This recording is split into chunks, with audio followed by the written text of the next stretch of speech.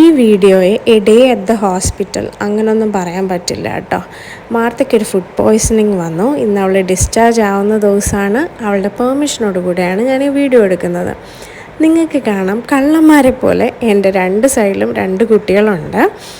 നിങ്ങളിപ്പോൾ ചിന്തിക്കുന്ന എന്ത് സമാധാനമായിട്ടേ കുഞ്ഞുങ്ങളിരിക്കുന്നതെന്നല്ലേ? അങ്ങനെയല്ല കേട്ടോ. അവർ സമാധാനമായിട്ടിരിക്കുമ്പോഴാണ് ഞാൻ ഈ വീഡിയോ എടുക്കുന്നത്. മാർത്ത ഇവിടെ വന്നപ്പോഴത്തേന് കുറച്ച് ഡീഹൈഡ്രേറ്റഡ് ആയിരുന്നു.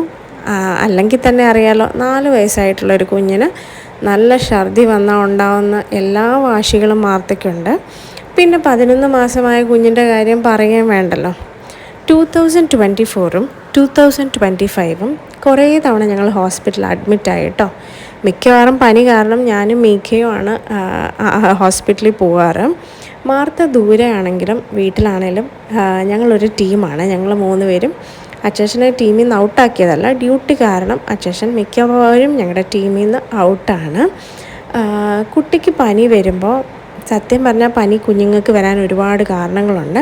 പക്ഷേ എല്ലാവർക്കും പറയാൻ ഈസി ആയിട്ടുള്ളൊരു കാരണം എന്താണ്?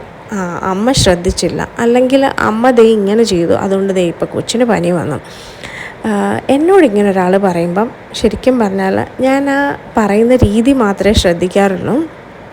വെറുതെ ഇങ്ങനെ പറഞ്ഞിട്ട് പോവുക, അല്ലെങ്കിൽ എന്നെ ഒന്ന് ജഡ്ജ് ചെയ്തേക്കാം എന്ന് വിചാരിച്ച് പറയുകയാണെങ്കിൽ ഞാൻ ശ്രദ്ധിക്കാറില്ല. പക്ഷേ ചിലർ ജെന്യുവൻലി കൊച്ചിൻ്റെ പനി മാറണം, അല്ലെങ്കിൽ ജെഫി ഇതിലൊന്ന് കറക്റ്റ് ചെയ്യണം എന്ന് പറയുന്നത് ഞാൻ കേൾക്കാറുണ്ട്. പിന്നെ ഞാൻ എന്നോട് തന്നെ ചോദിക്കാറുണ്ട്, ജെഫി നീ എന്തെങ്കിലും ശ്രദ്ധക്കുറവ് കാണിച്ചോ? അങ്ങനെ ഞാനൊരു 100 പോസിബിലിറ്റി ചിന്തിക്കാറുണ്ട്. അപ്പോൾ ചില സമയത്ത് ശരിയാണ്, ഞാൻ മണ്ടത്തരങ്ങൾ ചെയ്തിട്ടുണ്ട്. എന്താ പറയുക, എല്ലാവരെയും പോലെ തന്നെ ഞാനൊരു ഇംപെർഫെക്റ്റായിട്ടുള്ള മദറാണ്. പെർഫെക്ഷൻ ആഗ്രഹിക്കുന്ന ഒരു അമ്മ ആണ്. എല്ലാ അമ്മമാരും അങ്ങനെയാണല്ലോ.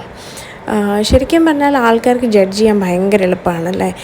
അതെ, അമ്മ അത് കൊടുത്തു, കുഞ്ഞിന് പനി വന്നു. അമ്മ ദേ ഇങ്ങോട്ട് പോയി, കുഞ്ഞിന് പനി വന്നു. സത്യം പറഞ്ഞാൽ ഈ പ്രശ്നം സോൾവ് ചെയ്യുന്നതും ആരാണ്? ദൈവവും ഡോക്ടറും പിന്നെ അമ്മയും അല്ലേ?